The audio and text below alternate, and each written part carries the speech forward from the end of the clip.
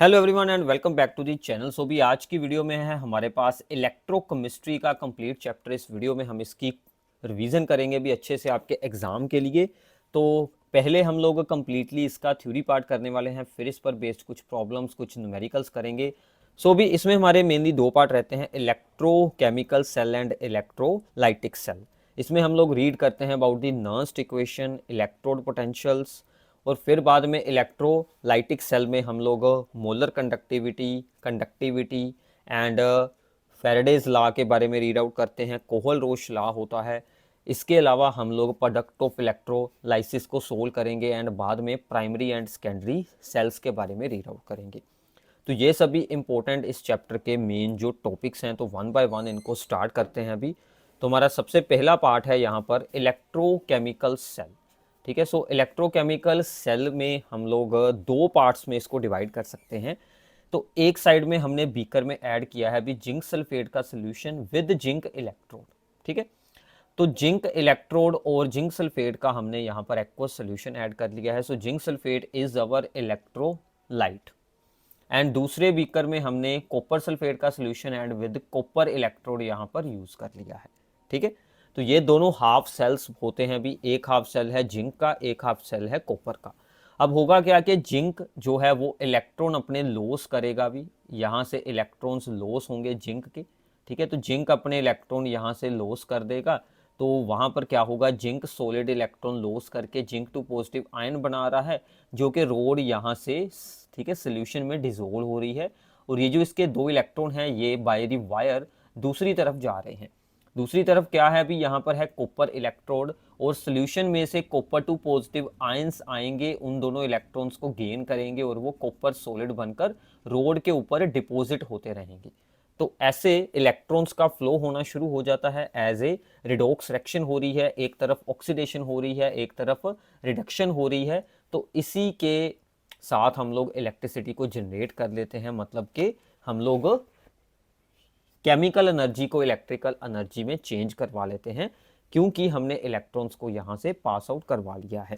Clear है? तो एक साइड होती है अभी एनोड, एनोड पर हमेशा ही होगी ऑक्सीडेशन, तो जिंक यहाँ पर इलेक्ट्रॉन लॉस करेगा। और दूसरी तरफ है अभी हमारी यहाँ पर कैथोड, कैथोड पर हमेशा होगी रिडक्शन, जहाँ पर के कॉपर आयंस इलेक्ट्रॉन गेन कर कर कॉपर सॉलिड में चेंज हो जाएंगे। और इस सेल की जो रिप्रेजेंटेशन है भी वो आपने याद रखनी है कि इस सेल की हमारी शॉर्टकट रिप्रेजेंटेशन क्या रहेगी, कि हम लोग सबसे पहले शो करते हैं भी हमारा ऑक्सीडेशन हाफ, जिंक से क्या बना था भी जिंक टू पॉजिटिव आयंस, और साथ में इसकी शो की गई है कंसंट्रेशन, बीच में जुड़ा है साल्ट ब्रिज, और बाद में है हमारे कॉपर टू पॉजिटिव आयंस जो कि रिड्यूस होकर चेंज हो गए हैं इनटू दी कॉपर, और उनकी यहाँ पर शो की गई है मोलर कंसंट्रेशन, उनकी मोलैरिटी शो कर दी जाती है। तो एक तरफ है भी यहाँ पर एनोड, फिर आता है साल्ट ब्रिज, और फिर आता है हमारा कैथोड। तो ए बी सी से आप लोग याद रख सकते हैं, A for anode, B for bridge और C for cathode. A B C से हम लोग सेल की रिप्रेजेंटेशन करते हैं, सबसे पहले एनोड, फिर साल्ट ब्रिज, फिर आता है हमारा कैथोड। ठीक है, सो भी साल्ट ब्रिज के यहाँ पर भी दो मेन फंक्शंस होते हैं, एक तो वो सर्किट को करता है कंप्लीट, और सेकंड वो यहाँ पर एक्स्ट्रा चार्जेस को अकोमुलेट होने से रोकता है, क्योंकि इसके अंदर हमने कुछ इलेक्ट्रोलाइट्स ऐड किए होते हैं जो कि दोनों हाफ सेल्स में आयंस को रिलीज करते हैं, जिसके साथ एक्स्ट्रा चार्ज अकोमुलेट होने से वो रोक देते हैं। क्लियर है अभी? तो अगर आपने इस कंप्लीट सेल की रिएक्शन को शो करना हो तो सेल की रिप्रेजेंटेशन में से दोनों साइड में जो भी आपकी स्पेसिस आगे लिखी हुई हैं, यहाँ पर जिंक है और यहाँ पर कॉपर के आयंस हैं, ये दोनों हमारे रेक्टेंट होते हैं। Zinc plus copper two positive ion हो रहा है, और जिंक से क्या बन गया अभी, जिंक टू पॉजिटिव आयन, और कॉपर टू पॉजिटिव चेंज होकर क्या बन गया, कॉपर सॉलिड। और कितने इलेक्ट्रॉन एक्सचेंज हुए हैं, यहाँ पर 2 इलेक्ट्रॉन्स यहाँ पर एक्सचेंज हुए हैं। ठीक है भी? तो ऐसे हम लोग किसी भी रिएक्शन जो है वो कंप्लीट सेल की रिएक्शन को रिप्रेजेंट कर सकते हैं। अब देखो भी, सेल में जो दोनों हाफ सेल्स हैं, दोनों के अपने अपने इलेक्ट्रोड पोटेंशियल्स होते हैं। ठीक है, तो यहाँ से आगे हमारी टर्म आती है इलेक्ट्रोड पोटेंशियल। ये होता क्या है भी, सेल का जो अंदर आयंस हैं और जो इलेक्ट्रोड है, यानी कि जिसमें सॉलिड एटम है, इन दोनों के बीच जो एक पोटेंशियल डिफरेंस होता है उसको बोलते हैं electrode potential. The potential difference between the metal and its ions is known as the electrode potential. और हम लोग एक स्टैंडर्ड है कि हमने रिडक्शन पोटेंशियल्स को यूज़ करना होता है, तो हमने हर एक रिएक्शन को एज ए रिडक्शन ही रिप्रेजेंट करना है जब भी उनके इलेक्ट्रोड पोटेंशियल हमने यूज़ करने हों। तो यहाँ पर है अभी इलेक्ट्रोड पोटेंशियल फॉर दी, कोई यहाँ पर भी मेटल आयन है with the n positive charge जो कि चेंज हो रहा है बाद में into the solid metal atom, ठीक है। तो वो यहाँ पर जो उसका रिडक्शन पोटेंशियल है उसको हम लोग ऐसे रिप्रेजेंट कर सकते हैं। तो इसको बोलते हैं reduction potential which represents the tendency to gain electrons by the Mn positive ion. जैसे कि कॉपर 2 पॉजिटिव आयन से इलेक्ट्रॉन गेन कर कर बनाएंगे कॉपर, इसकी कितनी टेंडेंसी है, that is the plus 0.34 volt इसका इलेक्ट्रोड पोटेंशियल है। सिमिलरली जिंक का इलेक्ट्रोड पोटेंशियल भी कितना होता है, माइनस 0.76 वोल्ट। तो माइनस में है, इसका मतलब उसकी टेंडेंसी लो होगी टू गेन द इलेक्ट्रॉन्स, ठीक है। तो इसीलिए वो लॉस करता है इलेक्ट्रॉन। आगे है अभी जो इनकी स्टैंडर्ड वैल्यूज होती हैं, अभी ई नोड वैल्यूज, ई के ऊपर हमने लगा दिया है नोड, नोड मतलब इसकी स्टैंडर्ड वैल्यू है। स्टैंडर्ड वैल्यू का मतलब क्या है कि हमने आयंस की कंसंट्रेशन रखी है 1 मोलर, अगर कुछ और कंसंट्रेशन हो तो वो स्टैंडर्ड वैल्यू के अलावा कोई दूसरी वैल्यू होगी जिसको कि नर्स्ट इक्वेशन के साथ सोल्व किया जा सकता है, ठीक है।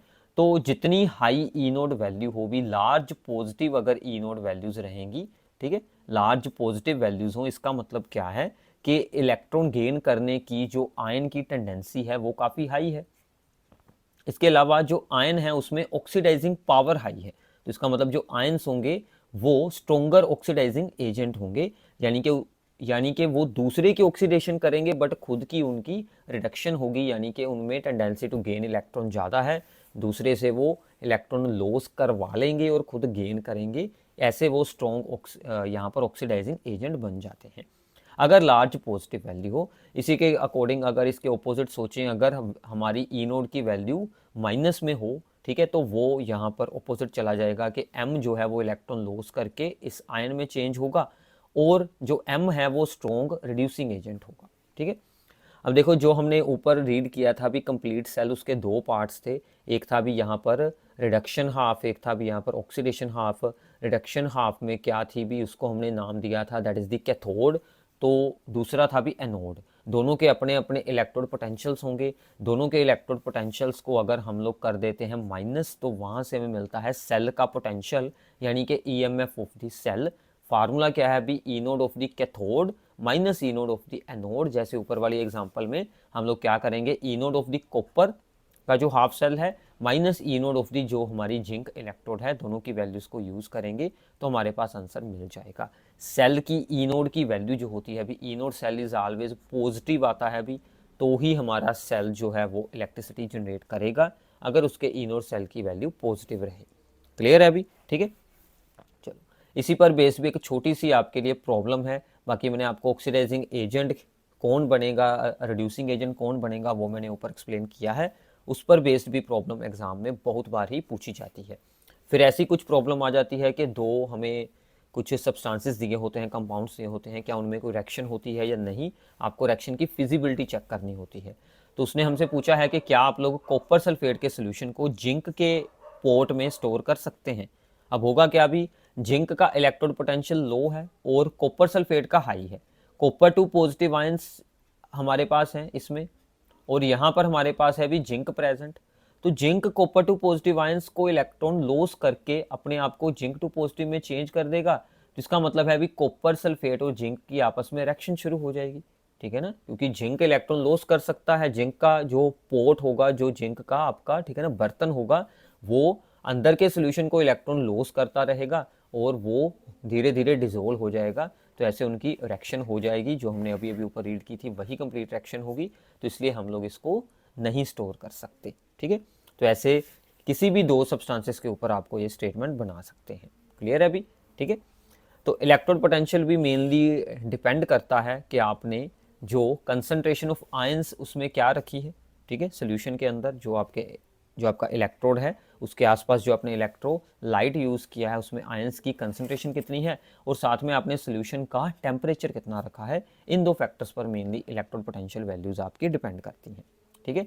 तो इलेक्ट्रोकेमिकल सीरीज होती है अभी, उसमें क्या होता है कि हमने जितने भी इलेक्ट्रोड्स हैं उन सभी की इलेक्ट्रोड पोटेंशियल वैल्यूज़ को वहाँ पर अरेंज किया होता है इन डिक्रीजिंग ऑर्डर या फिर कई बार इंक्रीजिंग ऑर्डर में भी होता है, सिर्फ अरेंजमेंट होना है भी। तो उनमें से कुछ इंपॉर्टेंट वैल्यूज़ यहाँ पर हैं, जैसे कि फ्लोरीन का इलेक्ट्रोड हो तो उसकी सबसे हायर वैल्यू है 2.87 वोल्ट। ऐसे ही Cl2 का इलेक्ट्रोड है, फिर Ag पॉजिटिव का है 0.80, फिर हमारा कॉपर वाला हो गया, फिर हमारा लिथियम की सबसे लो वैल्यू है। तो जितनी नेगेटिव में वैल्यू है उतना इजी लिथियम इलेक्ट्रॉन लॉस करने की टेंडेंसी रखता है, तो फ्लोरीन इलेक्ट्रॉन गेन करने की टेंडेंसी रखता है क्योंकि इसकी वैल्यू पॉजिटिव में सबसे ज़्यादा है। ठीक है, तो ऐसे आपको इसका यूज़ भी आइडिया हो जाएगा। So fluorine is strong oxidising agent and lithium is strong reducing agent. ठीक है, इतना हो गया अभी क्लियर। अब देखो भी ये सभी इनोड वैल्यूज़ जो हैं ये सोल्व की गई हैं, इनके साथ एक स्टैंडर्ड रेफरेंस इलेक्ट्रोड रख के, उसको बोलते हैं स्टैंडर्ड हाइड्रोजन इलेक्ट्रोड। तो इसका हमने अज्यूम कर लिया अभी हाइड्रोजन इलेक्ट्रोड का पोटेंशियल 0 वोल्ट है। हर एक जैसे कि कॉपर, जिंक, सिल्वर, ठीक है, फ्लोरीन, क्लोरीन, सभी की एक एक इलेक्ट्रोड बनाकर इस स्टैंडर्ड हाइड्रोजन इलेक्ट्रोड के साथ ज्वाइन की गई, बीच में पोटेंशियल सोल्व किया गया उनका वोल्ट मीटर लगाकर। तो ऐसे हमें सभी के इलेक्ट्रोड पोटेंशियल के बारे में जानकारी हुई है। ठीक है, तो स्टैंडर्ड हाइड्रोजन इलेक्ट्रोड जो है वो यहाँ पर ऑक्सीडेशन हाफ सेल की तरह भी एक्ट कर सकता है और रिडक्शन हाफ जैसे भी एक्ट कर सकता है। अब डिपेंड करता है उसके साथ आपने क्या रखा हुआ है। अगर आप लोग एक्टिविटी सीरीज को याद करें तो जितने भी हाइड्रोजन के ऊपर एलिमेंट होते हैं जैसे कि सोडियम, पोटाशियम वगैरह, जिंक, आयरन, अगर उनमें से हम लोग कुछ भी रखते हैं तो क्या होगा भी, वो सभी जो है वो यहाँ पर इलेक्ट्रॉन्स लॉस कर देंगे हाइड्रोजन को, तो हाइड्रोजन फिर एक्ट करेगा यहाँ पर एज ए कैथोड। अगर हाइड्रोजन के नीचे वाले रखेंगे जैसे कि सिल्वर, कॉपर वगैरह, तो हाइड्रोजन एक्ट करेगा यहाँ पर एज ए एनोड, तो फिर H2 इलेक्ट्रॉन लॉस करके H पॉजिटिव बनाएगा। ठीक है, तो ऐसे आपको आइडिया हो जाएगा कि उसको एज ए एनोड शो करना है या फिर एज ए कैथोड शो करना है, वो आपको वैसे न्यूमेरिकल में दिया ही होगा। तो स्टैंडर्ड हाइड्रोजन इलेक्ट्रोड का आपने ये डायग्राम याद कर लेना, एग्जाम में पूछा जाता है उसमें क्या क्या यूज़ हो रहा है। अभी हाइड्रोजन गैस आ रही है एट 1 बार प्रेशर, सोल्यूशन यूज़ किया है 1 मोलर HCl, और यहाँ पर एक वायर के हमने यहाँ पर एंड में लगाई है अभी एक प्लेटिनम की, ठीक है ना, छोटी सी प्लेट, प्लेटिनम की फॉयल, उसके ऊपर है अभी फाइनली डिवाइडेड प्लेटिनम को, ठीक है ना, कोटेड किया हुआ है। तो ये सभी आपने पार्ट्स को एक्सप्लेन कर देना है सिंपली। तो ये आपका स्टैंडर्ड हाइड्रोजन इलेक्ट्रोड हो गया। अब देखो भी स्टैंडर्ड जो होती हैं वैल्यूज़ इलेक्ट्रोड पोटेंशियल की, वो होती हैं एट 1 मोलर कंसंट्रेशन। अगर किसी और कंसंट्रेशन पर हमें इलेक्ट्रोड पोटेंशियल वैल्यूज़ को सोल्व करना हो और किसी भी टेम्परेचर पर सोल्व करना हो, तो उसके लिए हमारे पास इक्वेशन होती है Nernst equation, most important topic of this chapter. ठीक है, याद रख लेना। तो नर्स्ट इक्वेशन क्या कहती है कि अगर ये कोई सेल रिएक्शन है, हाफ सेल रिएक्शन है, ठीक है, जिसमें कोई ये मेटल आयन है जो इलेक्ट्रॉन गेन कर कर सॉलिड मेटल में चेंज हो रहा है, तो इसका इलेक्ट्रॉन पोटेंशियल सोल्व करना हो किसी भी कंसंट्रेशन पर, that is equals to the E naught value जो उसकी स्टैंडर्ड वैल्यू है minus 2.303 R into T, T है भी हमारा एब्सोल्यूट टेम्परेचर, एन जितने इलेक्ट्रॉन्स उसने गेन किए, इंटू एफ। तो एफ क्या होती है अभी 1 Faraday, that is equals to the charge on 1 mole of electrons, that is 96500 coulomb per mole. ठीक है, लॉग के अंदर रखना है भी जो प्रोडक्ट साइड पर है उसकी कंसंट्रेशन, और जो रेक्टेंट साइड पर आयंस हैं उनकी कंसंट्रेशन डिवाइड में रखनी है। तो मोस्टली हमें जो न्यूमेरिकल है अभी वो रूम टेम्परेचर पर ही पूछे जाते हैं एट 298 केल्विन। आर की वैल्यू लगाओ, सो आर की वैल्यू लगाई हमने, टी की वैल्यू लगाई, यहाँ पर एफ की वैल्यू लगाई, तो इन सभी वैल्यूज़ को सोल्व कर कर यहाँ पर क्या फार्मूला बन जाता है, E is equals to E naught minus 0.0591 over n. और जो भी सॉलिड है और या फिर कोई भी लिक्विड आता है उन सभी की कंसंट्रेशन हम लोग यूज़ कर लेते हैं 1। तो सिर्फ आयंस की कंसंट्रेशन और गैस का प्रेशर यही आपने लॉग के अंदर यूज़ करना है। कोई भी सॉलिड आ जाए, कोई भी लिक्विड आ जाए, उसकी कंसंट्रेशन हमने यूज़ कर लेनी है यूनिटी, और आयंस की कंसंट्रेशन और गैस का प्रेशर इस फॉर्मूले में यूज़ करना है। तो ये आपका न्यूमेरिकल्स में यूज़ होने वाला मेन फार्मूला है एट रूम टेम्परेचर, यही होता है। ये हाफ सेल के लिए है। अगर आपको आ जाए भी यहाँ पर कंप्लीट सेल, तो फिर भी कंप्लीट सेल के लिए ये वाला फार्मूला अप्लाई होगा कि ये आपके पास कंप्लीट सेल की रिएक्शन होनी चाहिए, और वहाँ से same formula E cell is equals to E naught cell minus 0.059 1/n, log में प्रोडक्ट साइड की वैल्यूज, उनके आगे जो भी कोफिशिएंट रहेंगे उतनी उतनी उनकी हमने कर देनी है अभी पावर, और नीचे रेक्टेंट साइड की वैल्यूज लगा देंगे एट 298 केल्विन, यही फार्मूला बनेगा। फॉर एग्जांपल अगर ये आपको एक दिया है अभी सेल, जिंक हमारी एनोड है और सिल्वर की हमारी कैथोड है। सबसे पहले आपने रिएक्शन बनानी है, जिंक और सिल्वर पॉजिटिव हमारे रेक्टेंट्स हैं, और दूसरी तरफ क्या बन रहा है, जिंक से जिंक 2 पॉजिटिव, एजी पॉजिटिव से एजी। रिएक्शन को बैलेंस करने के लिए चार्ज को भी बैलेंस करना है।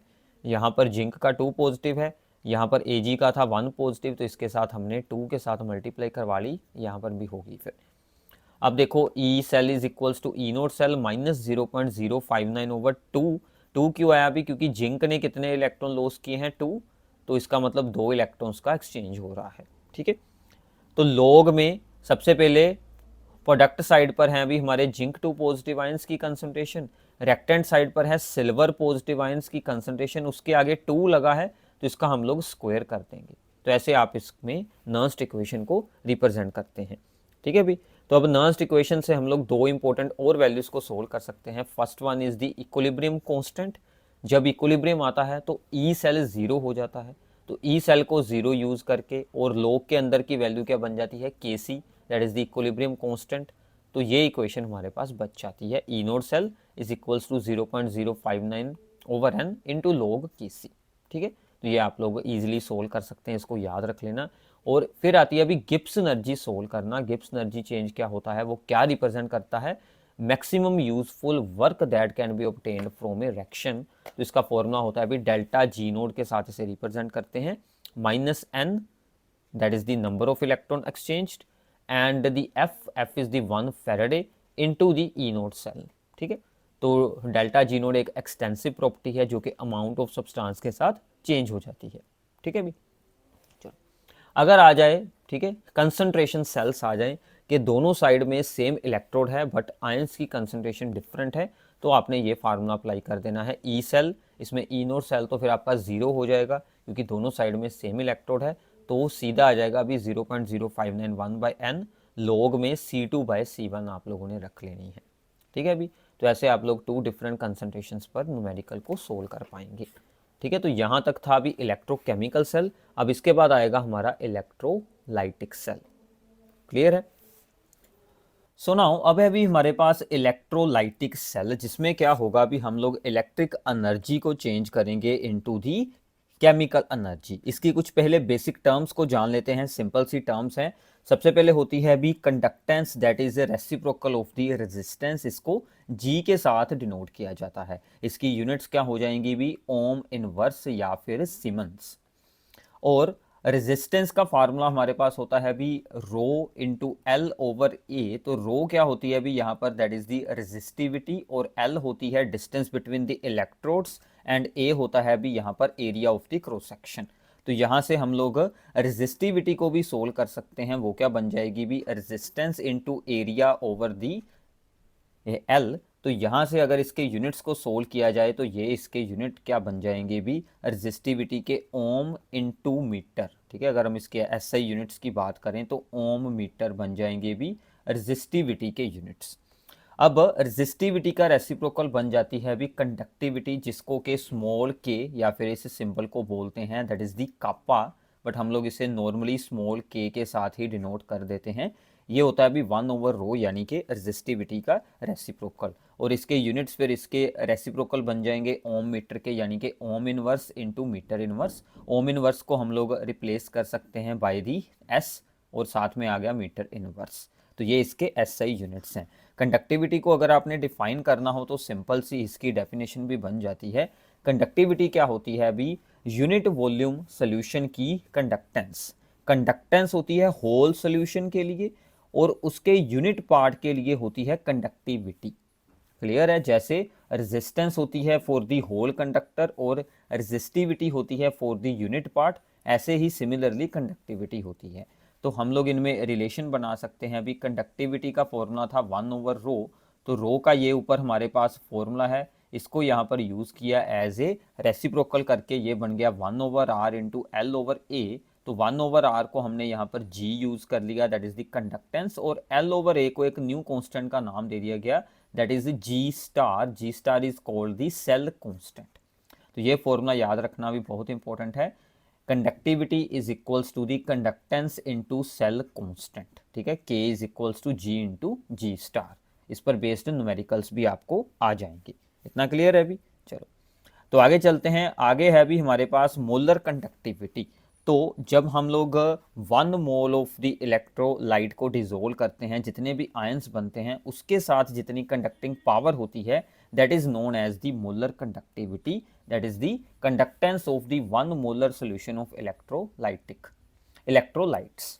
तो इसका फॉर्मूला हम इसको डिनोट करते हैं अभी बाय दी डेल्टा एम के साथ.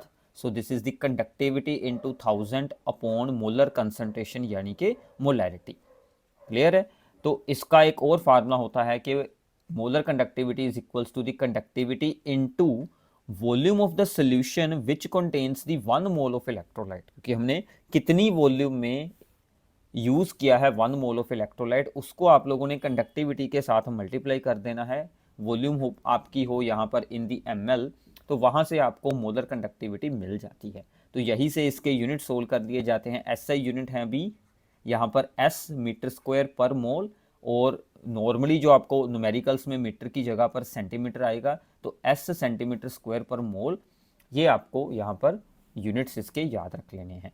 अब यहाँ पर क्या है अभी, जब हम लोग सोल्यूशन में इलेक्ट्रोलाइट की कंसंट्रेशन को बहुत ही लो कर दें, यानी कि सोल्यूशन को बहुत ही ज़्यादा डिल्यूट कर दिया जाए, मतलब इलेक्ट्रोलाइट की कंसंट्रेशन अप्रोक्सीमेटली ज़ीरो हो, अप्रोचेस टू ज़ीरो हो, उस वक्त जो मोलर कंडक्टिविटी होती है उसको फिर लैम्डा एम नोड या फिर लैम्डा एम इन्फिनिटी के साथ डिनोट किया जाता है. इसका मतलब होता है limiting molar conductivity, that is the molar conductivity at infinite dilution.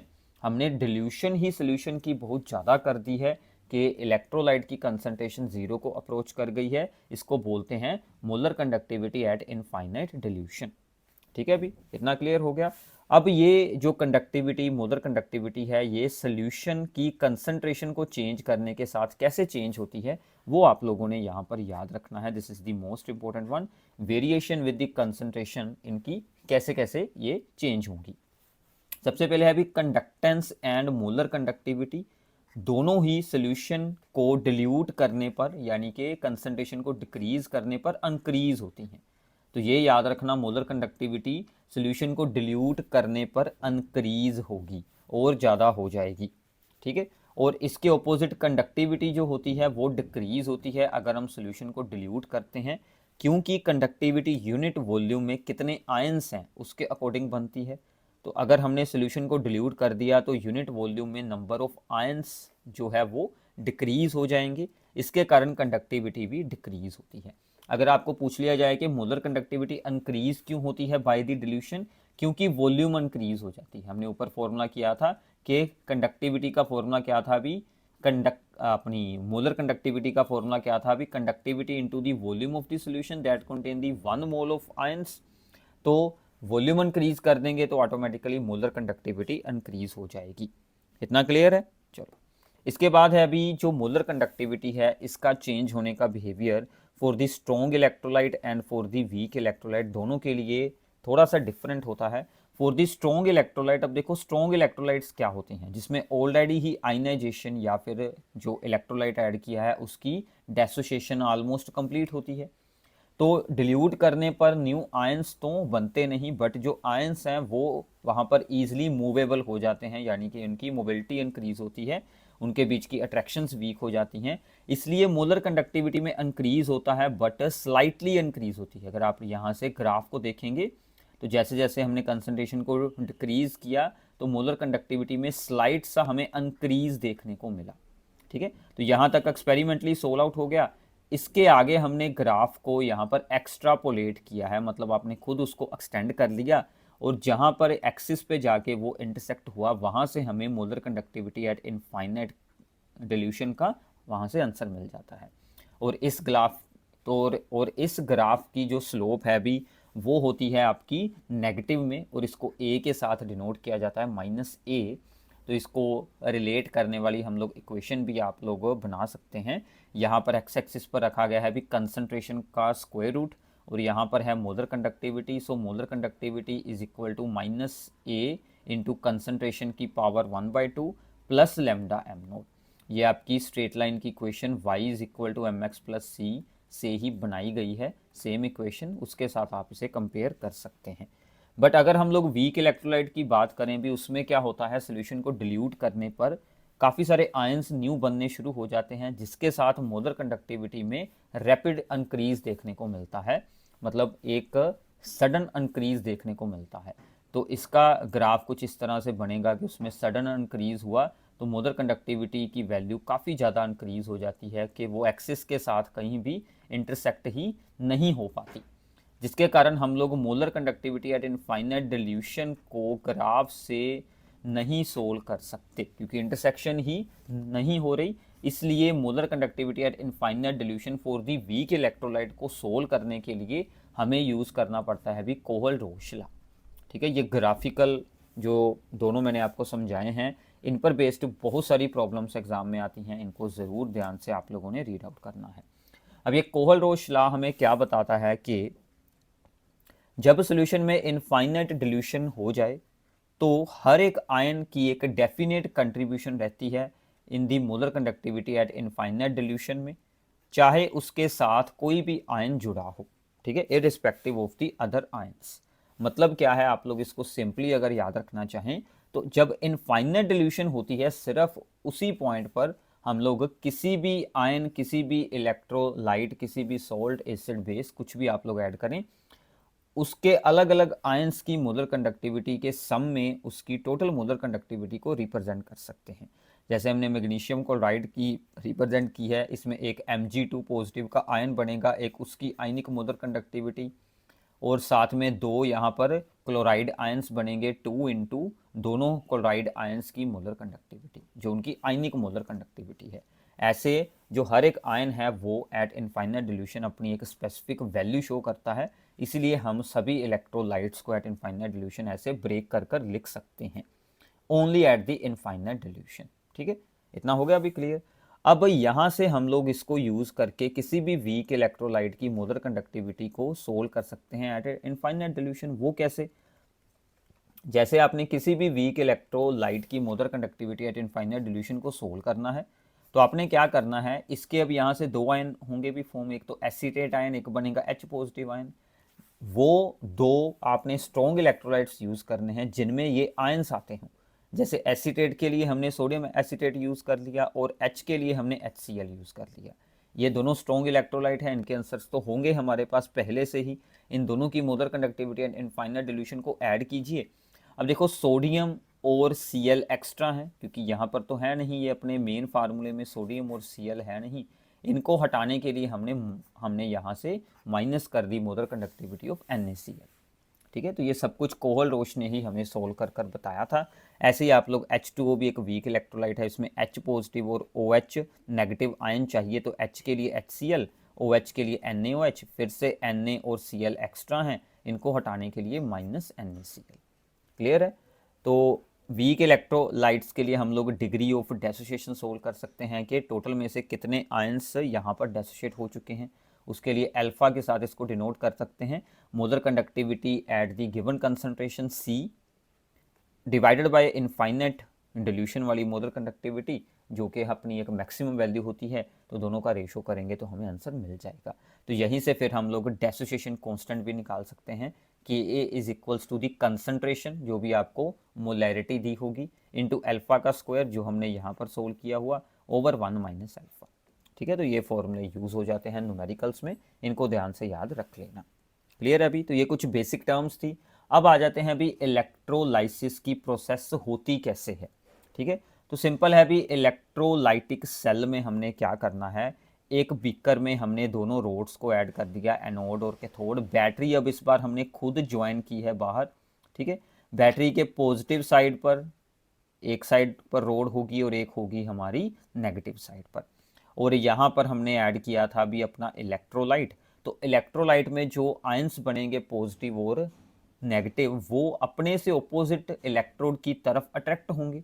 Simple सी बात है, अगर हमने बैटरी लगाई है तो आयंस तो फिर अट्रैक्ट होंगे ही। तो नेगेटिव आयन जाएंगे भी यहाँ पर पॉजिटिव इलेक्ट्रोड की तरफ, पॉजिटिव आयंस जाएंगे भी यहाँ पर नेगेटिव इलेक्ट्रोड की तरफ।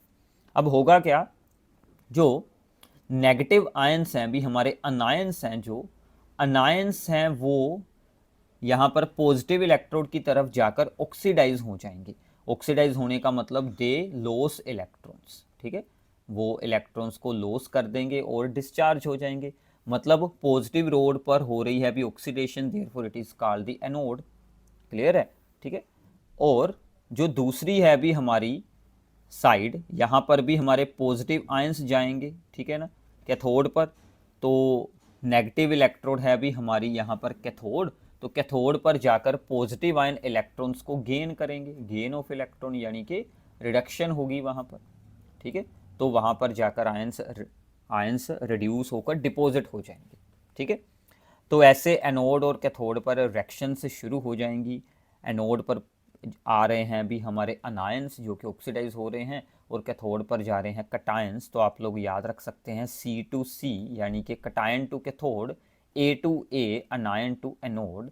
ऐसे आप लोग फिर रिस्पेक्टिव इलेक्ट्रोड्स पर होने वाली रिएक्शंस को सोल्व कर सकते हैं। इतना क्लियर है? चलो, अब होता क्या है भी यहाँ पर कि अगर हमारे पास दो कटायन हों, दो पॉजिटिव आयंस हों, उनमें से एक ही जाकर इलेक्ट्रॉन्स गेन करेगा। कौन जाएगा? जिसकी ई नोड वैल्यू ज़्यादा पॉजिटिव में होगी, which has the more positive E naught value. अब अगर अनायंस भी दो हो या फिर दो से ज़्यादा हो, तो कौन जाकर ऑक्सीडाइज होगा, कौन जाकर इलेक्ट्रॉन लॉस करेगा, that also depends upon the E naught values. जिसकी वैल्यू मोर नेगेटिव होगी वो जाएगा और इलेक्ट्रॉन लॉस कर देगा। इसके अलावा भी कई बार एक्सेप्शन हो जाती है कि जो ये रिएक्शंस होती हैं वो काफ़ी ज़्यादा स्लो रहती हैं, तो फिर हमें कुछ एक्स्ट्रा वोल्टेज, मतलब जो उनकी ई नोड वैल्यू से आ रही थी उससे ज़्यादा वोल्टेज अप्लाई करनी पड़ती है रिएक्शन को प्रैक्टिकली परफॉर्म करने के लिए। So this extra voltage required for the discharge of an ion at an electrode over and above the equilibrium potential of the electrode is called the over voltage। मतलब जो equilibrium value थी यानी कि जो हमारी ई नोड वैल्यू थी उससे हमें ओवर एंड अबव जितनी एक्स्ट्रा वोल्टेज अप्लाई करनी पड़ती है रिएक्शन को प्रोसीड करवाने के लिए, उसको बोलते हैं भी ओवर वोल्टेज, ठीक है। तो ये भी आपसे पूछा जा सकता है। इतना क्लियर है? तो इनकी एग्जांपल्स आपको एग्जाम में आती हैं, हमने भी कुछ यहाँ पर सोल्व की हैं, इनको ध्यान से अंडरस्टैंड करना भी। सबसे पहली एग्जांपल है भी electrolysis of the aqueous sodium chloride. Aqueous sodium chloride है, सोडियम क्लोराइड को वाटर में डिजोल्व किया, Na पॉजिटिव अलग हो गया, Cl नेगेटिव अलग हो गया। वाटर के अपने भी आयंस हैं, तो हमारे पास भी दो हो गए पॉजिटिव आयंस और दो हो गए हमारे पास नेगेटिव आयंस। अब पॉजिटिव पॉजिटिव में क्या मुकाबला है? जिसकी E naught value more positive होगी, तो H की तो जीरो होती है और सोडियम की होती है अभी -2.71 वोल्ट, क्योंकि सोडियम आयन में इलेक्ट्रॉन गेन करने की टेंडेंसी ना के बराबर होती है। तो यहाँ पर अब क्या होगा अभी, तो हाइड्रोजन जाएगा, इलेक्ट्रॉन गेन करेगा at the cathode, cation goes to cathode और वहाँ पर जाकर हाइड्रोजन गैस बना लेगा। तो मेन रिएक्शन तो यही हो रही है, ये इसका प्राइमरी चेंज है। अगर हम इसकी कंप्लीट रिएक्शन को यहाँ पर शो करें तो ओवरऑल क्या रिएक्शन है अभी, H2O एक इलेक्ट्रॉन गेन करता है, क्योंकि ये H पॉजिटिव H2O से में से ही आए हैं, तो हमें एक यहाँ पर हाफ हाइड्रोजन और साथ में OH आयंस को रिलीज कर देता है। तो आप वैसे ऊपर वाली रिएक्शन भी अकेली याद रख लेंगे तो बहुत अच्छा है, दोनों याद कर लें तो काफ़ी ज़्यादा अच्छा होगा।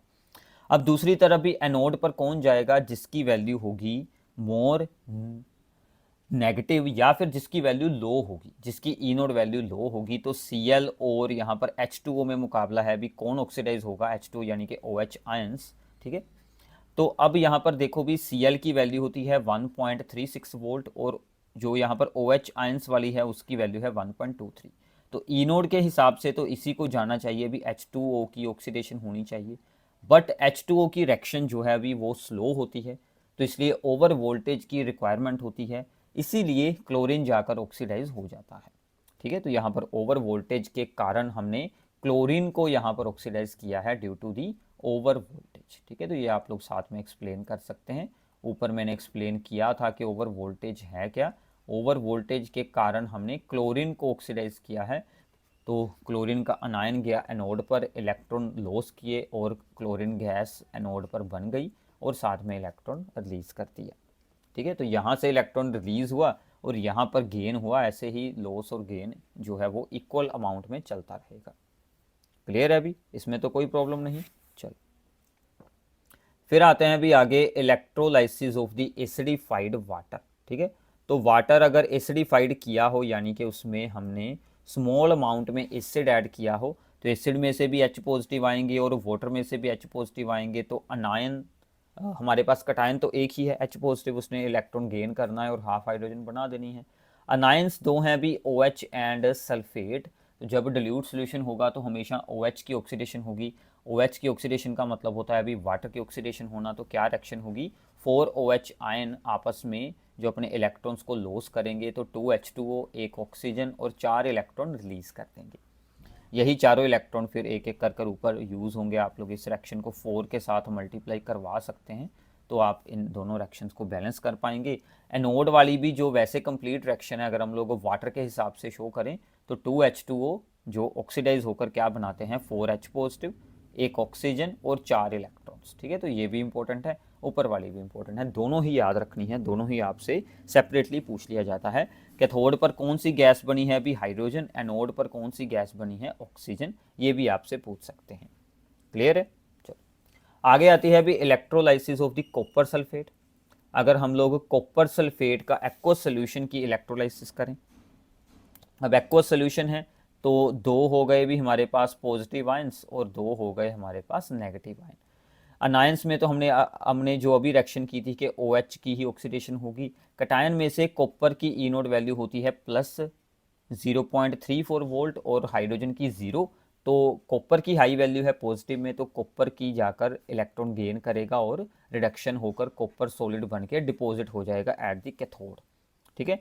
अब एनोड पर अगर आपने यूज़ किए हैं भी प्लेटिनम इलेक्ट्रोड, जो कि एक इनर्ट इलेक्ट्रोड है, यानी जिसकी खुद की कोई रिएक्शन ना हो, देन क्या होगा भी, सिंपल वाटर की ऑक्सीडेशन होगी जो हमने ऊपर की थी रिएक्शन। ठीक है, 4H positive oxygen gas and 4 यहाँ से इलेक्ट्रॉन्स आएंगे। अगर हमने कॉपर की ही इलेक्ट्रोड वहां पर रख ली, ठीक है, एनोड साइड पर हमने कॉपर की ही इलेक्ट्रोड रख ली। अब कॉपर जो है वो खुद भी रिएक्ट कर सकता है, वो एक एक्टिव इलेक्ट्रोड है। तो क्या रिएक्शन होगी कि कॉपर के रोड में से, इलेक्ट्रोड में से कॉपर एटम खुद ही इलेक्ट्रॉन लॉस करेंगे और वो अपने Cu2 पॉजिटिव आयन बनाकर वहां पर रिलीज करते रहेंगे। ऐसे उनकी ऑक्सीडेशन होती रहेगी। ठीक है भी, तो ऐसे कुछ एग्जांपल्स आप लोग सोल्व कर सकते हैं। इसके बाद आते हैं अभी हमारे पास Faraday's law of electrolysis. Faraday ने हमें दो लॉ दिए थे। एक तो ये था कि कितना अमाउंट ऑफ सब्सटेंस डिपॉजिट होगा एट द इलेक्ट्रोड जब आप लोग इलेक्ट्रिसिटी पास करवाते हैं, उसका फॉर्मूला क्या है भी, that is proportional to the amount of the charge flow. और चार्ज के साथ हम लोग यहाँ पर एक कांस्टेंट लगाते हैं Z। चार्ज का formula is equal to the current into the time और Z। तो यहाँ से फार्मूला क्या बन गया अभी, W that is the weight of the substance deposited at the electrode is equal to the Z I into T. तो Z को बोलते हैं अभी एक कांस्टेंट है। ठीक है, तो इसका फार्मूला क्या होता है वो आप लोगों ने याद रखना है, equivalent weight divided by the 96500 that is the 1 Faraday. और इक्विवेलेंट वेट को जब आप लोग सोल्व करेंगे, that is the molar weight divided by charge on the metal ion. जो भी आपका आयन है, अगर Cu2 पॉजिटिव है तो चार्ज उसका 2 है, अगर एल्यूमिनियम 3 पॉजिटिव है तो चार्ज उसका है यहाँ पर 3। उसके साथ इसको डिवाइड कर दें मोलिकुलर वेट को, और साथ में आप लोगों ने डिवाइड कर देना है 1 फैराडे की वैल्यू से 96500। तो ऐसे पहले Z निकालें, उसका आंसर यहाँ पर यूज़ करें तो आपको वेट ऑफ सब्सटेंस डिपॉजिटेड का आइडिया मिल जाएगा। और सेकंड इसका लो क्या है अभी, अगर हम लोग same amount of the electricity को पास करवाते हैं फ्रॉम दी डिफरेंट आयंस, तो जो हर एक आयन है उसका कितना कितना मास डिपॉजिट होगा इलेक्ट्रोड पर, वो प्रोपोर्शनल होगा उनके इक्विवेलेंट वेट्स के। तो मतलब क्या है, weight of the silver deposited divided by weight of the copper, मतलब जितने भी आपने सीरीज में यूज़ किए हैं, तो that is equal to the equivalent weights के रेशो के इक्वल होगा। जितने जितने इक्विवेलेंट वेट हैं उसी के अकॉर्डिंग उनका वेट वहाँ पर डिपॉजिट होगा। ठीक है, और ये मैं आपको ऑलरेडी पहले ही बता चुका हूँ कि charge on 1 mole of electron को हम लोग क्या बोलते हैं, 96500 कूलम या फिर 1 फैराडे ऑफ इलेक्ट्रिसिटी। ठीक है, तो जैसे यहाँ पर एक एग्जांपल है भी, अगर आपने 1 मोल ऑफ इलेक्ट्रॉन्स को यहाँ से पास करवाया है फ्रॉम द सिल्वर, जो आयंस का सोल्यूशन है, कॉपर आयंस का सोल्यूशन है और एल्यूमिनियम आयंस का। अब देखो सिल्वर पर चार्ज है अभी 1 पॉजिटिव, इसको 1 मोल बनाने के लिए 1 मोल इलेक्ट्रॉन्स की रिक्वायरमेंट है, तो 1 मोल आ गया है, तो यहाँ से हमें 1 मोल जो सिल्वर वो डिपॉजिट हो जाएगा। ठीक है, अगर हम लोग Cg2 पॉजिटिव की बात करें, इसको तो 2 मोल्स की रिक्वायरमेंट है, इसके ऊपर 2 पॉजिटिव चार्ज है, तो हमने यूज़ किया है 1 मोल, तो half mole of the copper he deposit हो पाएगा। और अगर एल्यूमिनियम की बात करें तो इसका चार्ज है अभी 3 पॉजिटिव, तो हमारे पास 1/3 मोल ही डिपॉजिट हो पाएगा। तो ऐसे अगर सेम अमाउंट ऑफ इलेक्ट्रिसिटी हो तो ऐसे उनके इक्विवेलेंट वेट्स के अकॉर्डिंग हमें आंसर मिल जाते हैं। क्लियर है अभी? चलो तो आगे चलते हैं अभी। That is the primary cell. Primary cell वो होते हैं अभी जो चार्ज ना हो सके, मतलब जिनमें रिएक्शन रिवर्स ना हो सके, products cannot be change into the reactants. तो इसकी सबसे पहली एग्जांपल है अभी हमारे पास ड्राई सेल, जिसमें आपने एनोड कैथोड याद रखनी है। अभी एनोड कौन सी होती है? जिंक की, और कैथोड कौन सी होती है? ग्रेफाइट की। और इसमें इलेक्ट्रोलाइट कौन सा होता है? Manganese dioxide, carbon, ammonium chloride and zinc chloride. इसमें 4 चीज़ों का मिक्सचर बनाकर इलेक्ट्रोलाइट यूज़ किया होता है। आप लोग इसकी डायग्राम किसी भी बुक से देख सकते हैं। और रिएक्शंस भी इजी होती हैं। अभी एनोड पर जिंक इलेक्ट्रॉन लॉस करेगा, सिंपली ऑक्सीडाइज हो जाएगा 2 इलेक्ट्रॉन लॉस करके। और कैथोड पर जो MnO2 है यहाँ से इलेक्ट्रोलाइट में से, और जो अमोनियम आयंस हैं यहाँ से, ये एक इलेक्ट्रॉन गेन करते हैं, मतलब इलेक्ट्रॉन्स को गेन करते हैं। और यहाँ पर MnO विद OH यानी कि एक बेसिक ऑक्साइड बनाते हैं Mn का, और साथ में अमोनिया गैस रिलीज़ होती है। और ये जो अमोनिया रिलीज़ होती है, जो गैस बनती है, ये जिंक के साथ अटैच होकर अपना एक कॉम्प्लेक्स फॉर्म कर लेती है अंदर ही। ठीक है, उसमें कोई गैस नहीं बाहर आएगी, अमोनिया अंदर ही जिंक के साथ रिएक्ट हो जाती है।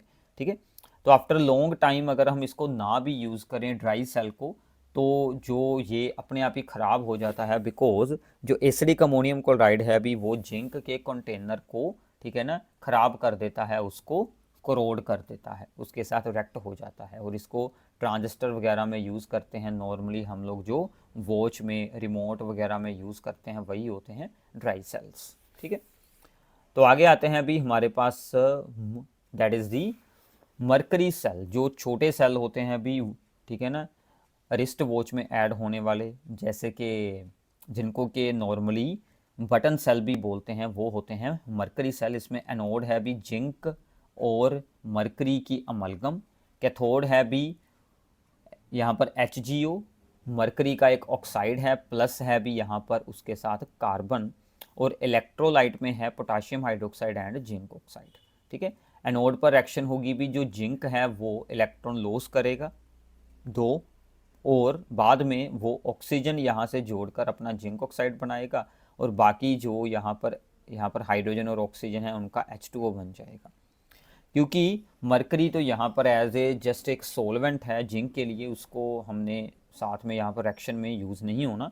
ठीक है, कैथोड पर कौन सी रिएक्शन होगी कि जो हमारा HgO है वो 2 इलेक्ट्रॉन गेन करेगा, और यहाँ पर जो है वो 2 इलेक्ट्रॉन गेन कर कर अपने लिक्विड फॉर्म में फिर से चेंज हो जाएगा, और साथ में OH आयंस भी रिलीज़ होंगे।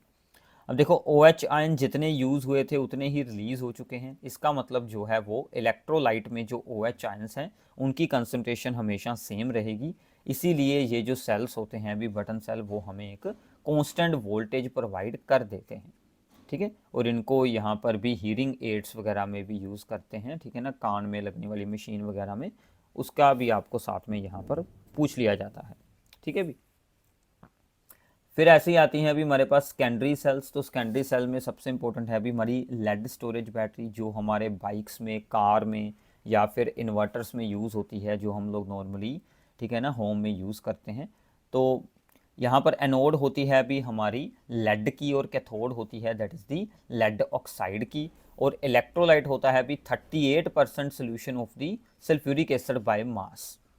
डिस्चार्जिंग के वक्त जब बैटरी हम लोग यूज़ कर रहे होते हैं उस वक्त कौन सी रिएक्शन होती है? तो यहाँ पर भी एनोड पर Pb इलेक्ट्रॉन लॉस करके Pb2 पॉजिटिव फॉर्म करता है, जो कि सल्फेट आयन के साथ अटैच होकर PbSO4 बन जाता है, और 2 इलेक्ट्रॉन हमारे लॉस हो गए।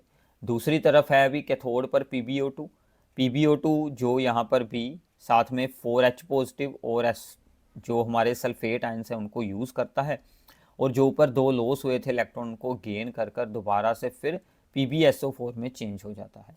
क्योंकि यहाँ पर Pb पर चार्ज या उसकी ऑक्सीडेशन स्टेट है भी +4, तो वो 2 इलेक्ट्रॉन गेन कर कर Pb2 पॉजिटिव में चेंज हो जाता है, और साथ में H2O बनता है। तो ऐसे आपको यहाँ पर भी लेड स्टोरेज बैटरी जब यूज़ कर रहे होते हैं उस वक्त क्या रिएक्शन होती है, और ये रिएक्शन जो ये बैटरी है अभी ये वीक होगी अगर हमारी सल्फ्यूरिक एसिड की डेंसिटी डिक्रीज़ हो जाए लेस देन दी 1.20 ग्राम पर ml, तो इसको चेंज करने, इसको चार्ज करने की ज़रूरत मतलब होती है, मतलब आपको आइडिया हो जाएगा कि अब इस बैटरी को चार्ज करना पड़ेगा। क्लियर है? ड्यूरिंग चार्जिंग, ठीक है, चार्जिंग के दौरान सभी रिएक्शंस ऑपोजिट हो जाएंगी। जब हम लोग बैटरी को चार्ज करेंगे उसको इलेक्ट्रोलाइटिक सेल में कन्वर्ट कर देंगे तो क्या होगा, अभी एनोड पर जो PbO2 बन जाएगी और कैथोड Pb बन जाएगी, और ओवरऑल जो आपकी रिएक्शन है वो बिल्कुल रिवर्स हो जाएगी। ठीक है, इसके बाद आते हैं अभी यहाँ पर फ्यूल सेल। तो अभी फ्यूल सेल क्या चीज़ है अभी, जो किसी कंबशन रिएक्शन की एनर्जी को इलेक्ट्रिकल एनर्जी में चेंज करते हैं। ये रॉकेट वगैरह में यूज़ किए जाते हैं। क्या होता है कि हम लोग एनोड के ऊपर हाइड्रोजन गैस को ऐड करते हैं, कैथोड के ऊपर हम लोग ऑक्सीजन गैस को यूज़ करते हैं। दोनों गैसेस को किया जाता है bubbled through the porous electrodes. ये आपकी भी पोरस इलेक्ट्रोड्स हैं। ठीक है, ये दोनों यहाँ से हाइड्रोजन और ऑक्सीजन गैस को यहाँ से ऐड किया जाता है, इस साइड से ऑक्सीजन, इस साइड से हाइड्रोजन। ठीक है, तो हाइड्रोजन क्या होगी भी, ऑक्सीडाइज होगी एट दी एनोड, तो वो अपने यहाँ पर इलेक्ट्रॉन लॉस करेगी और H2O में चेंज हो जाएगी। ठीक है, और जो ऑक्सीजन है भी वो यहाँ पर इलेक्ट्रॉन गेन करेगी और वो रिड्यूस होकर OH जो यहाँ पर आयंस में चेंज हो जाएगी। तो 4 OH आयन यूज़ हुए हैं, 4 ही फॉर्म हो चुके हैं, तो ये दोनों आपस में कैंसिल कर दिए। ठीक है, तो ये 4 इलेक्ट्रॉन को 4 इलेक्ट्रॉन के साथ सोल आउट कर दो, तो यहाँ से इन सभी को ऐड कर कर आपको अपनी ओवरऑल रिएक्शन मिल जाएगी। ठीक है, इतना हो गया अभी क्लियर। तो फ्यूल सेल भी काफ़ी यूज़फुल रहते हैं। फ्यूल सेल जो है अभी वो पोल्यूशन फ्री है। ठीक है ना, कॉन्टीन्यूस सोर्स ऑफ एनर्जी है, मतलब जब तक गैस ऐड होती रहेगी तो एनर्जी बनती रहेगी।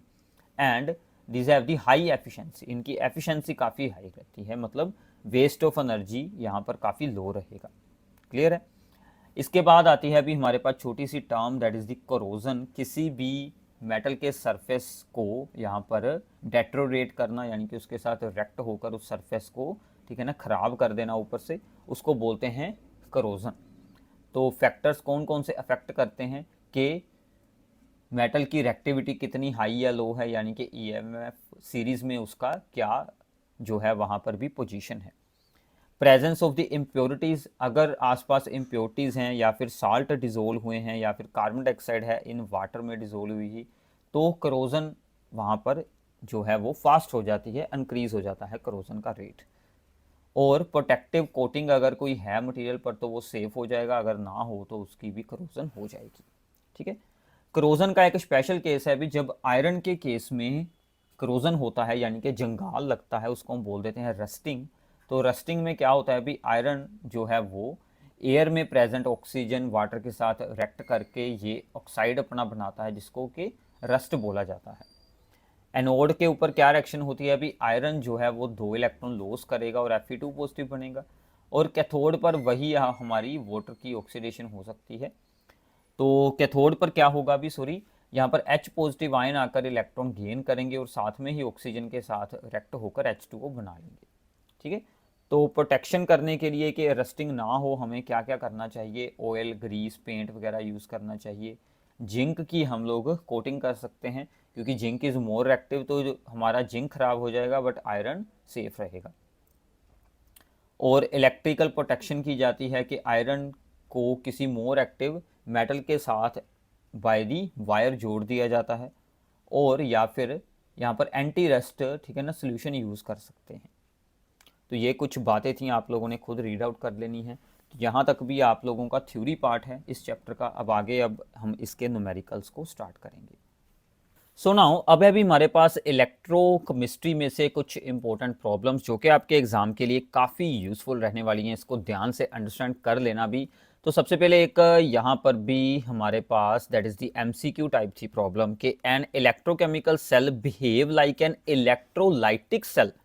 अगर उसके बाहर एक्सटर्नल पोटेंशियल जो है वो हम greater than the E cell apply कर दें ऑपोजिट डायरेक्शन में, तो electrochemical cell as a electrolytic cell behave करना शुरू कर देता है, ये आपने याद रखना है। ठीक है भी। Second question is on the Nernst equation, काफ़ी इंपॉर्टेंट न्यूमेरिकल है भी। तो इन प्रॉब्लम्स को अंडरस्टैंड करो तो आपको यहाँ पर भी एग्जाम में आने वाली प्रॉब्लम सोल्व करना यहाँ पर थोड़ा सा इजी लगेगा। Calculate the EMF of the following cell at the 298 kelvin. हमें सेल की रिप्रेजेंटेशन दी गई है अभी ये। तो इस साइड पर होता है that is the oxidation half, और यहाँ पर होता है that is the reduction half. तो रेक्टेंट ये दोनों बनेंगे, दोनों साइड में जो आगे वाली टर्म्स हैं that are our reactants aluminium plus copper 2 positive. तो बाद में क्या बना है उनसे प्रोडक्ट, यहाँ पर भी Al3 positive and the copper 2 positive से फॉर्म हो गया अभी कॉपर। अब रिएक्शन को बैलेंस करने के लिए सबसे पहले चार्ज को बैलेंस कीजिए। तो Cu पर है भी 2 पॉजिटिव, एल्यूमिनियम पर है दैट इज दी 3 पॉजिटिव, इसको 2 के साथ मल्टीप्लाई, इसको कर दी हमने 3 के साथ मल्टीप्लाई। तो दोनों तरफ हमारे पास 6 चार्ज हो गया। तो टोटल इलेक्ट्रॉन्स का एक्सचेंज भी यहाँ पर कितना हो रहा है, 6 हो रहा है। तो ऐसे आप लोग इलेक्ट्रॉन्स को भी सोल्व कर पाएंगे। ठीक है, हमने सेल रिएक्शन बना ली है। अब हमें नर्स्ट इक्वेशन के लिए सबसे पहले ई नोड सेल सोल्व करना होगा। ई नोड सेल क्या होता है भी, E naught of the cathode that is the copper half cell minus E naught of the anode that is the aluminium half cell. दोनों की वैल्यूज हमें स्टेटमेंट में दी हुई हैं, तो दोनों को हमने यूज किया, तो ये हमारा आंसर आ गया अभी 2 वोल्ट। अब हमें सेल पोटेंशियल सोल्व करना था, तो हमने नर्स्ट इक्वेशन लगाई, E cell is equals to E naught cell minus 0.059 by n. Log में क्या रखते हैं अभी, प्रोडक्ट साइड में जो आयंस हैं that is the aluminium ions, उसके आगे हैं 2, तो इसकी हमने पावर कर दी 2। रेक्टेंट साइड में आयंस है अभी हमारे कॉपर 2 पॉजिटिव आयंस, उसके आगे जो कोफिशिएंट है दैट इज दी 3 है, तो हमने इसका क्यूब कर दिया। इन दोनों की हमने कंसंट्रेशन यूज करनी है, और ये कंसंट्रेशन की वैल्यूज हमें यहाँ पर स्टेटमेंट में दी हुई हैं। ठीक है, तो ये वैल्यूज हमें यहाँ पर स्टेटमेंट में दी गई हैं। एल्यूमिनियम 3 पॉजिटिव आयंस की वैल्यू है 0.15 और कॉपर 2 पॉजिटिव आयंस की कंसंट्रेशन है 0.025। अब देखो, अब एग्जाम में क्या होता है, इनके लॉग के आंसर भी आपको साथ में ही स्टेटमेंट में दिए हुए हैं, तो आपको लॉग भी वहीं से मिल जाएगा, आपने बस यूज करनी है वैल्यूज। ठीक है, तो हमने इनके आंसर्स को यूज किया है। अब यहाँ पर इतनी सोल्विंग का आपको खुद आता हो कि लॉग के अंदर जो भी टर्म्स डिवाइड हो रही हैं वो पहले तो होंगी आपस में सब्ट्रैक्ट। ठीक है, इतना हो गया क्लियर। अब जिसकी जो पावर है, इसकी पावर 2 है, इसके आगे 2 आ जाएगा, इसकी पावर जो है वो इनके आगे यूज हो जाएगी। तो अब log 0.15 का आंसर स्टेटमेंट में दिया हुआ था, log 0.025 का आंसर भी दिया हुआ था, वो मैंने यूज कर लिए। अब इसको 2 के साथ मल्टीप्लाई की, इसको की -3 के साथ, तो ये हमारा पॉजिटिव बन गया। तो इसको बाद में सोल्व करके आंसर बच गया अभी 3.1582। आप लोग डेसिमल पॉइंट के बाद एटलीस्ट अप टू 3 प्लेसेस तक इसे सोल्व करें, मतलब 158 तक तो कोशिश कीजिए सोल्व हो जाए। अगर ज़्यादा मुश्किल हो तो आप लोग एटलीस्ट डेसिमल के बाद 2 प्लेसेस को ज़रूर सोल्व कर लेना। इसको बाद में हमने मल्टीप्लाई डिवाइड करवा कर पहले ये वैल्यू कंप्लीटली सोल्व कर लें। इसका जो आंसर है उसको 2 में से आप लोगों ने करना है सब्ट्रैक्ट। ठीक है, बहुत सारे बच्चे क्या करते हैं भी, यहाँ से इसको पहले 2 में से करवा देते हैं सब्ट्रैक्ट 0.059 को, बाद में उसको मल्टीप्लाई करने लग जाते हैं। ऐसा बिल्कुल नहीं करना, तो ये आपका आंसर मिल जाएगा। ठीक है भी, तो ऐसे आप लोग सेल पोटेंशियल सोल्व कर सकते हैं। ये न्यूमेरिकल्स नर्स्ट इक्वेशन के ऊपर ऐसे न्यूमेरिकल्स आते हैं, तो इसमें आपको ई नोड सेल की ज़रूरत होती है, जो हमने ई naught of the cathode minus anode करके सोल्व कर लिया। सेल पोटेंशियल सोल्व करना था, हमने नर्स्ट इक्वेशन लगा दी। क्लियर है, चलो तो आगे चलते हैं। अभी आगे है कि फॉर दी सेल, फिर से हमें सेल दिया गया है, निकल एंड निकल 2 पॉजिटिव है, और साथ में सिल्वर पॉजिटिव एंड सिल्वर है। Calculate the equilibrium constant at the 25 degree Celsius. अब देखो भी, हर रिएक्शन हर न्यूमेरिकल 25 डिग्री पर ही है, क्योंकि यही हमने सोल्विंग के वक्त 298 केल्विन में यूज़ किया था, जिसका फार्मूले में बाद में शॉर्टकट 0.059 वाली वैल्यू हम लोग यूज़ करते हैं। How much maximum work would be obtain from the operation of this cell. तो हमें 2 चीज़ें सोल्व करनी है, maximum work and the cell constant. हमें निकल हाफ सेल का पोटेंशियल और सिल्वर हाफ सेल का पोटेंशियल दिया गया है। सबसे पहला काम हमेशा रिएक्शन बनाना है, तो ये दोनों रेक्टेंट है भी, निकल और सिल्वर पॉजिटिव, रिएक्टेंट हमने नोट डाउन किए और प्रोडक्ट नोट डाउन किए, रिएक्शन को बैलेंस किया, इलेक्ट्रॉन्स 2 का एक्सचेंज हो रहा है। तो यहाँ से हमने सबसे पहले ई नोड सेल निकाल लिया, ई naught of the cathode minus E naught of the anode. जब भी ई नोड सेल निकालते हैं, ई नोड यहाँ पर ई naught of the cathode minus anode, उस वक्त कोई 2 × 3 वगैरह कुछ कोफिशिएंट के साथ आपने मल्टीप्लाई बिल्कुल नहीं करनी, सिंपली उनके पोटेंशियल्स को माइनस कर देना है। ठीक है, तो ये आपका वैल्यू आ गई भी ई नोड सेल की। अब देखो इक्विलिब्रियम कांस्टेंट के लिए फॉर्मूले हमने ऑलरेडी किए हुए हैं। E naught cell is equals to 0.0591/n into log Kc। अब यहाँ पर हमने log Kc को सोल्व आउट करना है। log Kc एक तरफ रख लिया, बाकी सब कुछ दूसरी तरफ चला गया। यहाँ पर आंसर पुट किए तो आपको सोल्व कर कर मिल जाएगी वैल्यू 35.53। अब देखो ये तो log Kc की वैल्यू है। अब log Kc में से हमने K को सोल्व आउट करना है। ठीक है, हमने log Kc में से Kc को सोल्व आउट करना है, तो Kc इस तरफ रहा, log उस तरफ गया, तो वो बन गया भी anti log of this one. अब एंटी लॉग के रूल्स क्या होते हैं कि पॉइंट से पहले जो भी टर्म है, यहाँ पर है भी हमारे पास 35, वो सीधी चली जाएगी 10⁻⁴। अगर पॉइंट के बाद कुछ भी ना हो तो आपका सिंपली आंसर 10⁻⁴ में ही आएगा। अब जो साथ वाली वैल्यू है भी 0.53, उसकी जो एंटी लॉग की वैल्यू आपको स्टेटमेंट में दी होगी, या आपको फिर एंटी लॉग का वहाँ पर टेबल दिया जाएगा, उसमें से रीड कर लेना, वहाँ से वैल्यू आएगी भी उसकी 3.38। ठीक है, तो ऐसे आप लोग इसकी वैल्यूज़ को यूज़ कर सकते हैं, बिल्कुल सिंपल सा काम है यहाँ पर। फिर आता है अभी मैक्सिमम यूजफुल वर्क, उसके लिए हमें निकालनी होगी गिब्स एनर्जी। गिब्स एनर्जी का फार्मूला क्या होता है अभी -NF ई नोड सेल। तो N की वैल्यू 2 थी, F की वैल्यू आपको याद रखनी है 96,500, तो ई नोड सेल की हमने लगाई वैल्यू, तो सभी को मल्टीप्लाई करके जाउल में आंसर आएगा। इसको किलो जाउल में चेंज किया जा सकता है 1000 से डिवाइड करके, तो ये हमने किलो जाउल में चेंज कर लिया।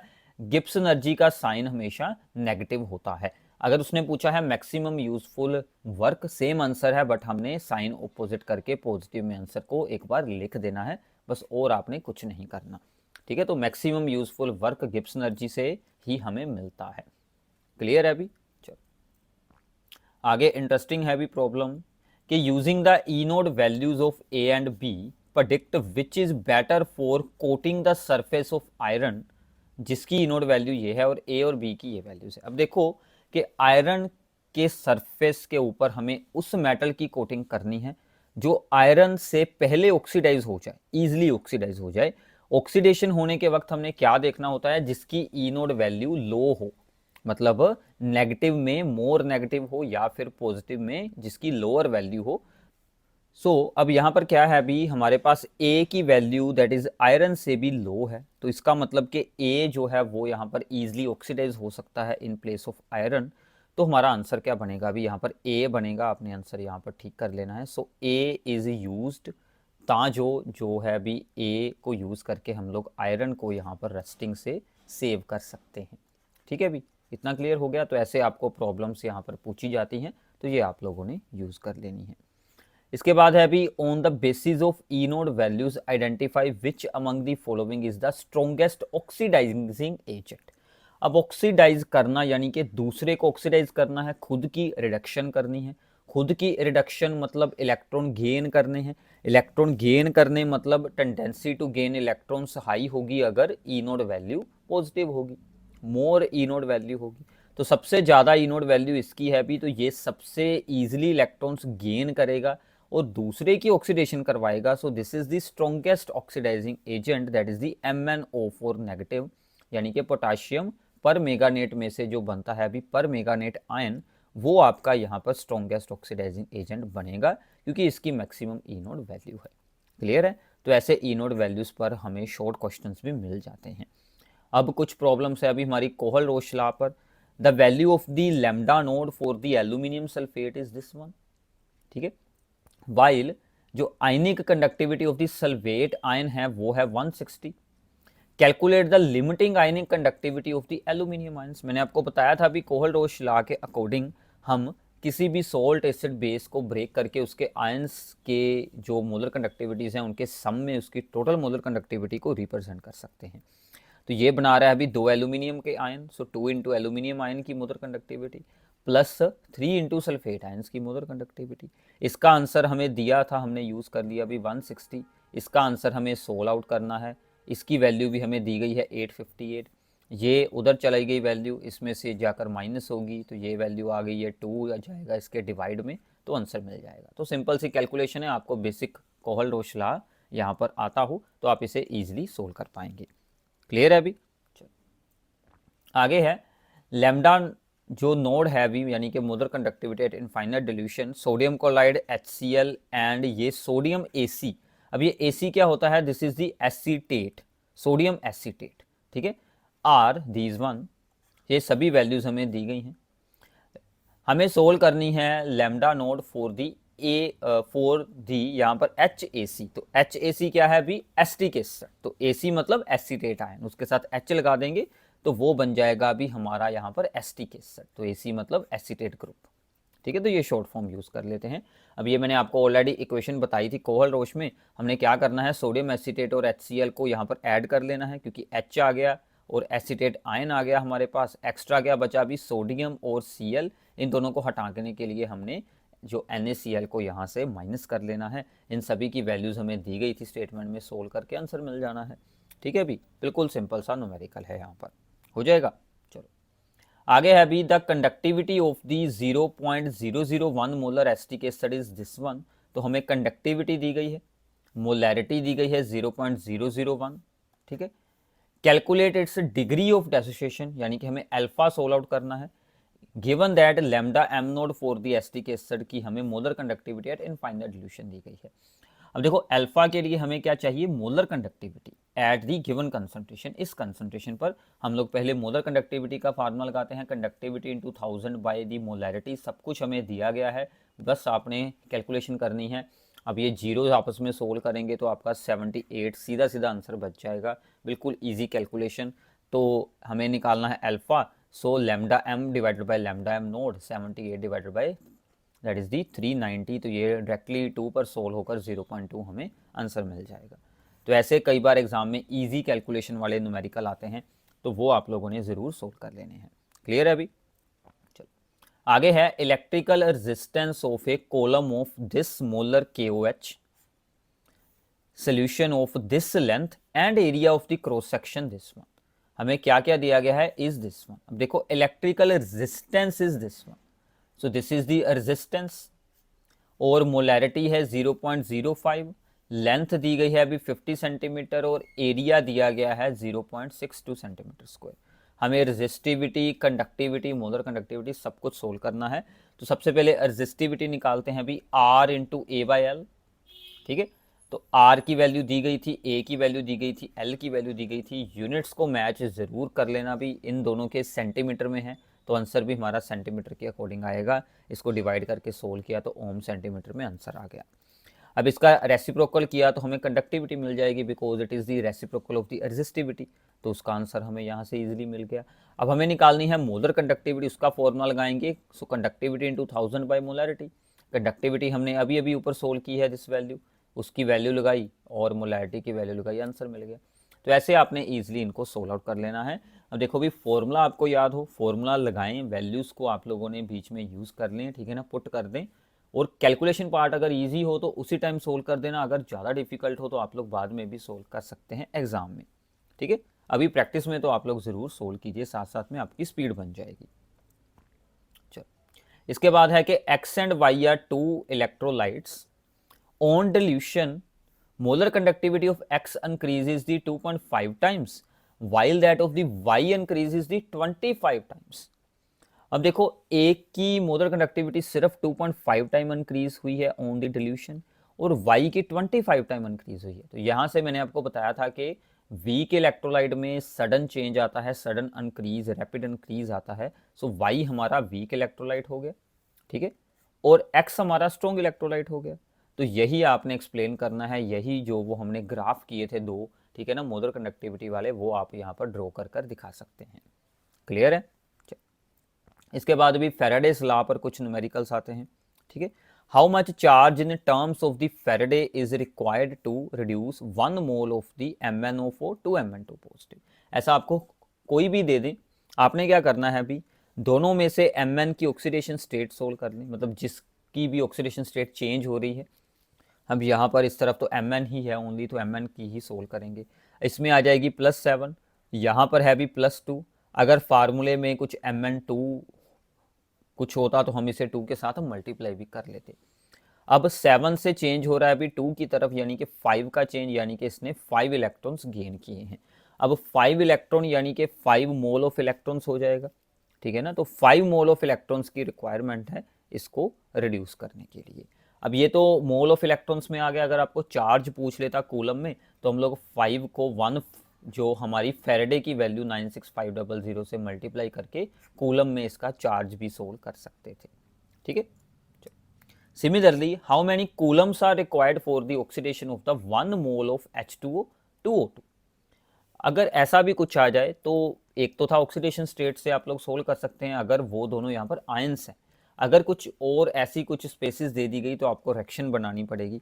H2O की ऑक्सीडेशन की रिएक्शन हमने ऑलरेडी की है, ठीक है ना, इलेक्ट्रोलाइसिस की एग्जांपल्स में। हमें 1 मोल के बारे में पूछा है, तो ये 2 में आगे से हटाकर सभी को 2 के साथ हमने डिवाइड कर दिया, तो ये मुझे अल्टीमेट इक्वेशन मिल गई। अब एक H2O को ऑक्सीडाइज करने के लिए 2 इलेक्ट्रॉन्स रिलीज हो रहे हैं, यानी कि 2 मोल ऑफ इलेक्ट्रॉन हमें यूज़ करने होंगे। इसको 96500 के साथ मल्टीप्लाई कर कर आप लोग कूलम में भी इसके चार्ज को सोल्व कर सकते हैं, ठीक है अभी। तो ऐसे आपको सिंपल से न्यूमेरिकल यहाँ पर मिल जाएंगे। एक प्रॉब्लम और है अभी, calculate the mass of the silver deposited at the cathode when a current of 2 ampere was passed through a solution of the silver nitrate for 15 minutes। अब देखो 15 मिनट्स के लिए पास किया गया है, 2 एम्पियर का हमने पास करना है करंट, हमने सिल्वर का वेट सोल्व करना है कि उसका कितना वेट डिपॉजिट हुआ है। तो पहले इक्वेशन बनाओ, आपको आइडिया होगा भी कितने इलेक्ट्रॉन वो गेन करता है। तो Z है, हमने सोल्व करना, जो हमारा फार्मूला था ना भी W = ZIT, वो हमने अप्लाई करना है यहाँ पर। तो Z होता है molar mass by charge on ion into 96500। Molar mass हमें दिया गया है 108, इसका चार्ज है अभी ओनली 1, तो ये वैल्यू बन गई। अब I और T की वैल्यूज़ तो हमें दी गई हैं स्टेटमेंट में। टाइम को आपने इंटू दी सेकेंड चेंज कर लेना है, 15 × 16 अम्पियर दिया है, 2 अम्पियर करंट, Z की वैल्यू लगा दी और मल्टीप्लाई करके आप लोग इसे सोल्व आउट कर सकते हैं। क्लियर है अभी, ठीक है, सिंपल थी प्रॉब्लम। तो ऐसे अगर आपको बेसिक फार्मूला याद है तो आप लोग इसे इजीली सोल्व कर पाएंगे। एक क्वेश्चन आपके लिए और है भी कि how much electricity in terms of the Faraday is required to produce 20 gram of the calcium from the molten calcium chloride. हमारे पास मोल्टन कैल्शियम क्लोराइड है, इस बार हमें वेट दे दिया गया है, हमने 20 ग्राम बनाना है, ठीक है। तो हमें कितनी इलेक्ट्रिसिटी चाहिए, आप लोग चाहे तो फॉर्मूले से भी सोल्व कर सकते हैं। इस बार हमें यहाँ पर भी IT का आंसर, यानी कि आप लोग ये फॉर्मूला अप्लाई कर लें जो हमारा बेसिक था Z × Q वाला, तो हमें इस बार Q को सोल्व करना है, ठीक है। तो आप लोग फॉर्मूले से भी सोल्व कर सकते हैं। बाकी आप लोग यूनिटरी मेथड से भी सोल्व आउट कर सकते हैं। ये हमने रिएक्शन बनाई, 1 मोल कैल्शियम के लिए हमें 2 मोल इलेक्ट्रॉन्स चाहिए। सो 1 मोल कैल्शियम के लिए 2 मोल्स ऑफ इलेक्ट्रॉन, यानी कि 2 फेरेडे चाहिए। 1 मोल कैल्शियम का मास कितना होता है अभी 40 ग्राम, ठीक है। तो 40 ग्राम के लिए 2 फेरेडे चाहिए। इसको अगर हम लोग यूनिटरी मेथड लगाएं कि 1 ग्राम के लिए हमें कितना चाहिए, ये 40 उधर जाकर डिवाइड हो गया, जितने का हमने सोल्व करना है, 20 का, 100 का, 200, जितना भी आपको पूछा जाए उसके साथ बोथ साइड पर मल्टीप्लाई कर दें आफ्टर सोल्विंग फॉर दी 1 ग्राम। तो हमने 20 के साथ दोनों साइड पर मल्टीप्लाई कर दिए, कैंसिल होकर कितना बच गया 1 फेरेडे। तो ऐसे आप लोग इसे सोल्व आउट कर सकते हैं, ठीक है। तो ये थी भी आप लोगों के लिए एक फास्ट रिवीजन, तो जिसमें हमने हर एक टाइप का एक एक आपको न्यूमेरिकल करवाया है। मेनली यहाँ पर Nernst equation, electrode potential, Kohlrausch law, molar conductivity और फेरेडेज लॉ, ये हमारे 4-5 टॉपिक हैं जिनके ऊपर न्यूमेरिकल्स बनते हैं। इनको अच्छे से आप लोगों ने प्रैक्टिस कर लेना है। इसके अलावा इसकी हर एक टॉपिक की हमने सेपरेट वीडियो सीरीज़ बनाई हुई है, ठीक है। वहाँ से आपको और न्यूमेरिकल्स मिल जाएंगे, न्यूमेरिकल्स की एक सेपरेट वीडियो आपको मिल जाएगी। तो काफ़ी कुछ है। अगर आपने अभी तक ये चैप्टर का कुछ नहीं किया तो पहले इस वीडियो के मटेरियल को अच्छे से अंडरस्टैंड कर लेना, नोट्स भी आपको साथ में मिल जाएंगे। Thanks for watching this video.